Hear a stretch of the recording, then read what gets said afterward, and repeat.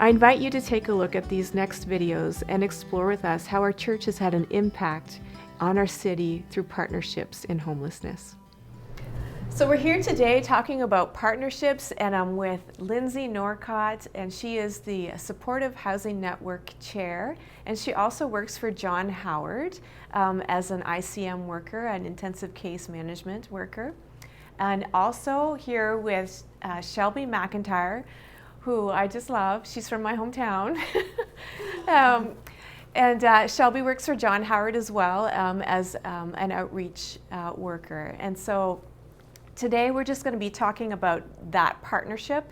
So gals, why don't you tell me first off why you are in this work?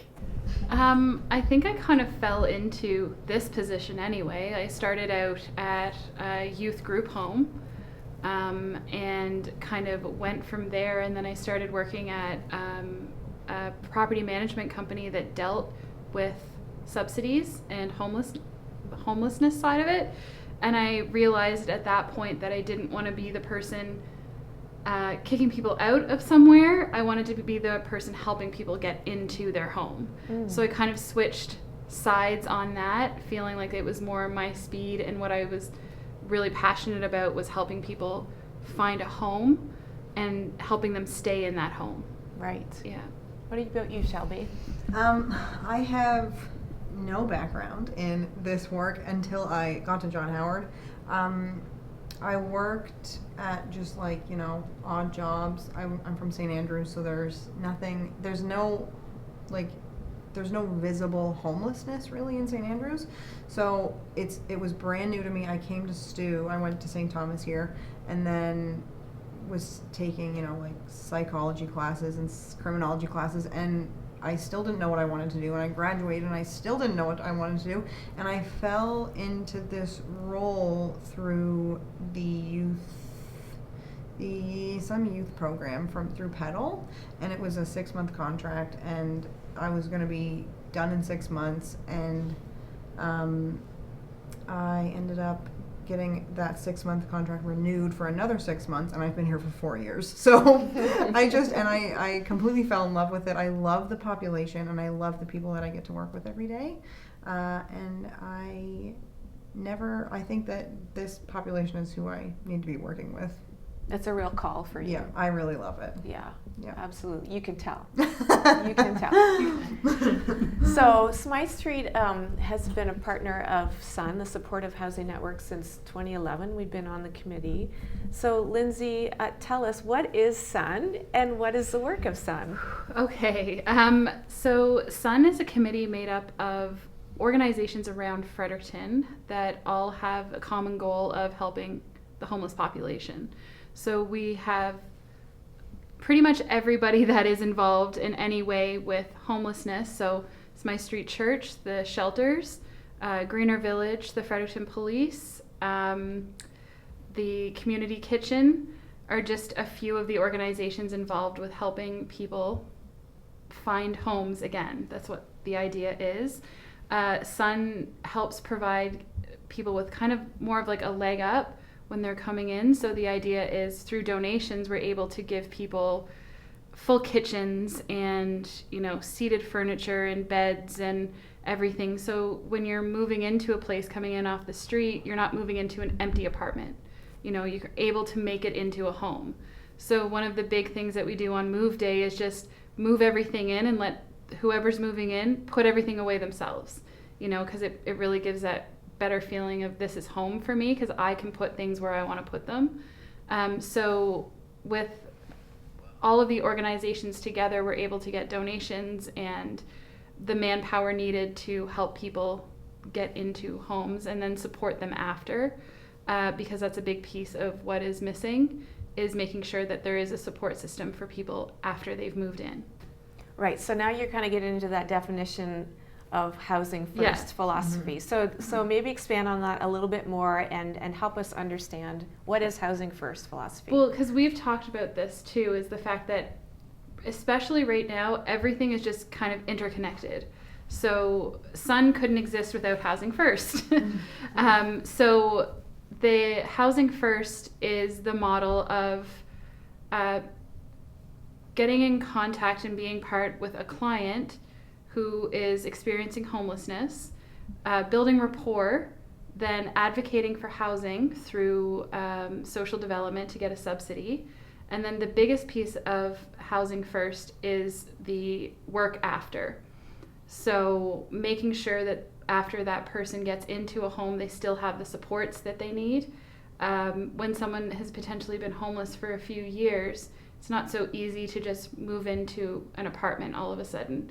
You know, you do need extra supports with people helping you, paying bills, getting food, making sure apartments are clean, everything like that. So Housing First, that's the biggest part of the model, is following people for usually 18 months, but I mean, we've had people on our caseload for years because there is that continuous care needed. So it's really client-based and case by case of how long somebody might be on a caseload for. So Housing First isn't just getting somebody at home. Mm-hmm. It's also those supports to help keep them there. And you can't provide those supports for the barriers they're trying to overcome without a home. So it's like, you can't have one without Yeah, exactly. Yeah. Right. So that's kind of what it is. It's like full support. So, you know, as a case manager, you're also helping them get in contact with mental health and doctors and anything else that they might need. Because one of the biggest things we notice is after someone comes in off the street or out of the shelter is survival mode is gone. And when survival mode is gone, mental health issues start to appear that have been buried for so long. So that's why it's such a big piece, is to follow them after, is to make sure that all of that care is happening. And it's stuff that a lot of times our clients wouldn't know how to navigate their way through the system to get that. So a lot of it is still advocacy on making sure that they're getting the help that they need. Mm-hmm. So Shelby, you're an outreach worker. Tell me how that fits into this piece that Lindsay's been talking about. So with outreach, so my role would be to go out and find people who are sleeping rough. So like people who are sleeping in bank machine lobbies or in tents or in the woods somewhere. And so I go out, I find these folks, and I make sure that they're not slipping through the cracks, or they're not or they're like aware of what services they have access to in the city. And so with that comes I'm able to do a slight bit of intake while I am there in the middle of the woods, and I bring the intake forms back to our supervisor, Mike Ryan, who then disperses the clients to ICM workers. So we are able to then not only have clients come to us, but we go to the clients wherever they are, whether it's in the middle of the woods or if it's sleeping outside on a sidewalk or something. So we try to not let anybody go unnoticed and underserved. Mm-hmm. So that's kind of what I do, is I go out, I find sites, I make sure everybody's looked after, and I bring them water and stuff that they might need, and then bring their names to the table, and we're able to assign them to an intensive case manager. That's a really awesome piece. It just speaks of your values on the worth and value of a person, that they are so important that I'm going to come out and find you to make sure you get the help or are offered the help that you might need, right? Well, on that side too, like without Shelby, like we use Shelby's name a lot to get the rapport built with clients. Because Shelby is the first person that they meet and the first person that might have asked them, "Are you okay?" They've already attached themselves, so we'll go up and say, you know, Shelby said that you were looking to work with us. So like Shelby's a lot of a buy-in for us sometimes too. And I love you just meet people where they are. Mm-hmm. You take people as they are, and then you take them on a journey. Yeah. Yeah, that's really awesome. Yep. Yeah. So tell me, how important to you guys is partnerships in the work that you do? I am a huge fan of partnerships. I have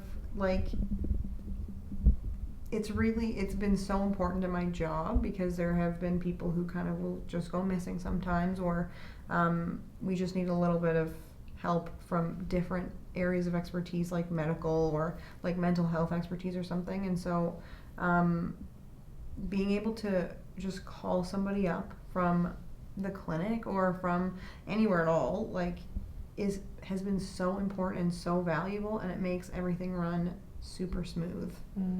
It's like game changing when you have people on your side. What about you, Lindsay? It's kind of, well, we couldn't do our jobs without our partnerships.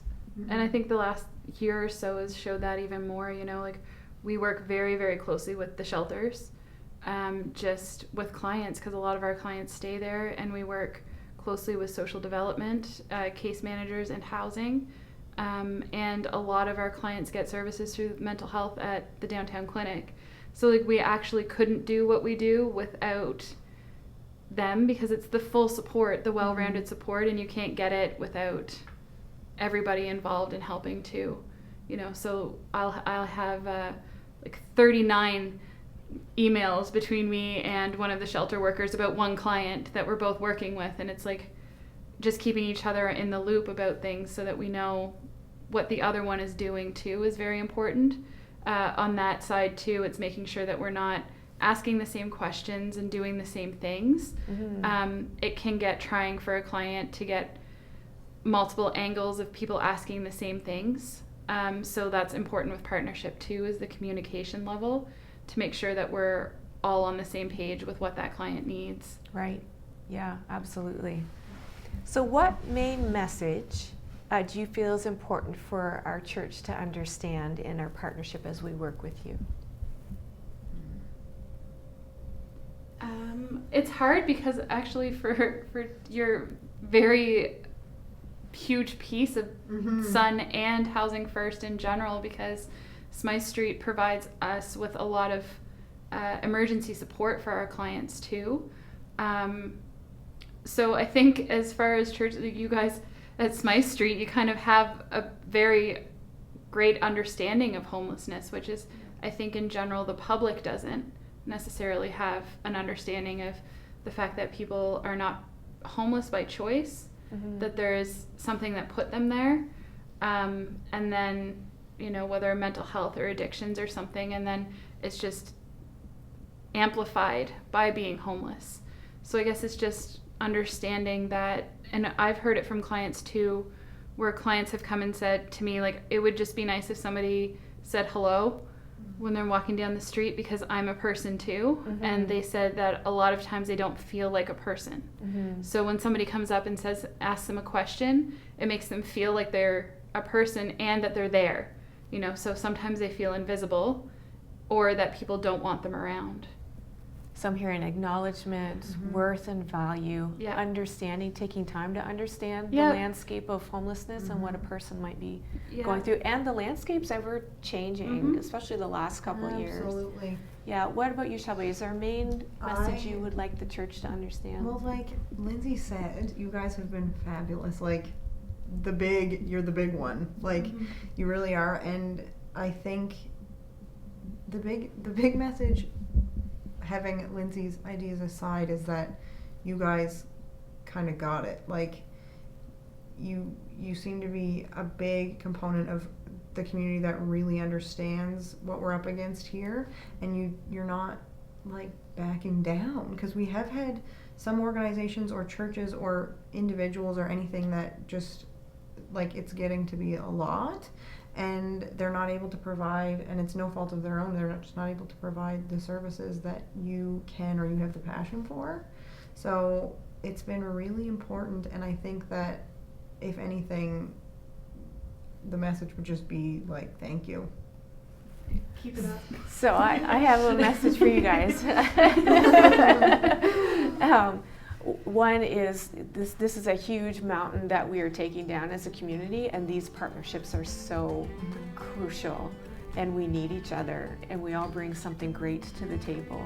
And so my message to you is that I just want to thank you for the work that you do, and just encourage you in that, because what you do is so essential and the heart that you do it with is really beautiful. And we just are so happy and feel very privileged as a church to be able to get behind the work that you're doing and to be able to help people get out of homelessness. That's the goal. That's the goal. And recover and thrive.